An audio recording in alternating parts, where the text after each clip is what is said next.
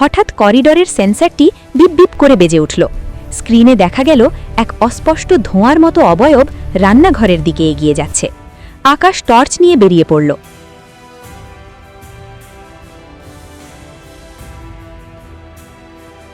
পলাশপুর গ্রামের উত্তর প্রান্তে অবস্থিত চৌধুরী বিলা।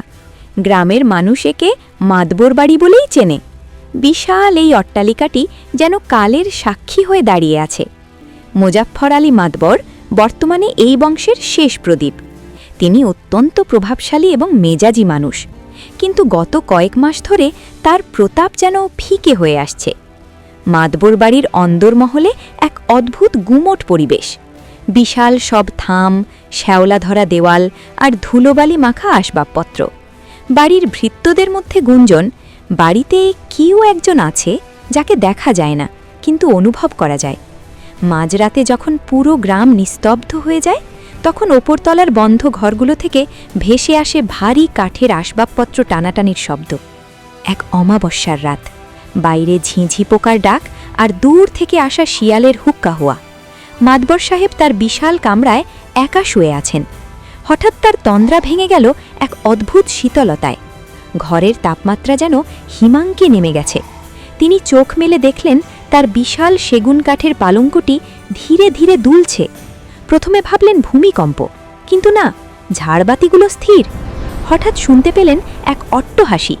কোনো মানুষের হাসি নয়, যেন কোনো পাতালপুরি থেকে উঠে আসা বীভৎস শব্দ।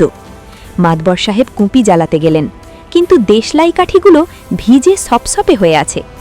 অন্ধকারে তিনি অনুভব করলেন তার গলার কাছে একজোড়া বরফ শীতল হাত চেপে বসছে।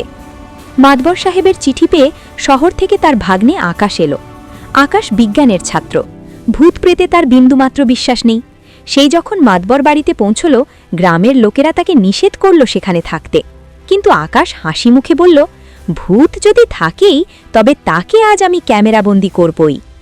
আকাশ সাথে এনেছে night vision camera, motion sensor আর অডিও রেকর্ডার। প্রথম রাতেই সে বাড়ির প্রতিটি কোণে সেন্সর বসিয়ে দিল। মাতবর সাহেব কাঁপতে কাঁপতে বললেন, সাবধান বাবা, এটা মানুষের কারসাজি নয়। আকাশ শুধু হাসল। সে জানত না এই রাত তার জীবনের সবচেয়ে দীর্ঘ রাত হতে চলেছে।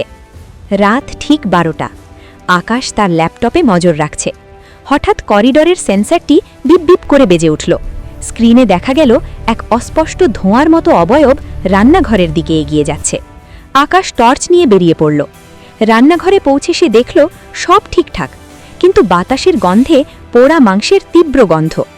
হঠাৎ তার পেছন থেকে কেউ ফিসফিস করে বলল, তুমি এখানে কেন এসেছ?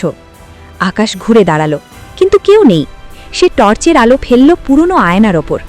আয়নায় নিজের প্রতিবিম্বের জায়গায় সে দেখল এক রক্তাক্ত চেহারা, যার চোখ দুটো আগুনের গোলার মতো জ্বলছে। পরদিন আকাশ বাড়ির পেছনের পুকুরপাড়ির জঙ্গলটি তন্ন তন্ন করে খুঁজল। সেখানে সে একটি গোপন সুড়ঙ্গ দেখতে পেল, যা সরাসরি মাতবরের শোবার ঘরের নিচের মেঝের সাথে যুক্ত। সে বুঝতে পারল এখানে অতিপ্রাকৃত কিছুর চেয়ে মানুষের বুদ্ধি বেশি কাজ করছে।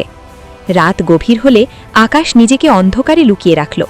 সে দেখল কালো পোশাকে ঢাকা একজন লোক বাড়ির গোপন পথ দিয়ে ভেতরে ঢুকছে এবং সাউন্ড বক্সের মাধ্যমে ভৌতিক শব্দ তৈরি করছে। আকাশ ঝাঁপিয়ে পড়ে তাকে ধরে ফেলল। মুখোশ খুলতেই বেরিয়ে এলো গ্রামেরই নায়েব সাহেব, যে বছরের পর বছর ধরে মাতবরের সম্পত্তি হাতানোর পরিকল্পনা করছিল। সকাল হতেই গ্রামবাসী জড়ো হলো মাতবর বাড়িতে। নায়েবকে পুলিশের হাতে তুলে দেওয়া হলো। মাতবর সাহেব স্বস্তির নিঃশ্বাস ফেললেন। আকাশ প্রমাণ করে দিল যে মানুষের লোভ ভূতের চেয়েও বেশি ভয়ঙ্কর হতে পারে। পলাশপুর গ্রাম আবার শান্ত হয়ে গেল, আর চৌধুরী বিলার সেই আতঙ্ক চিরতরে বিদায় নিল। বন্ধুরা, গল্পটি যদি তোমাদের ভালো লাগে তাহলে লাইক, কমেন্ট, শেয়ার করো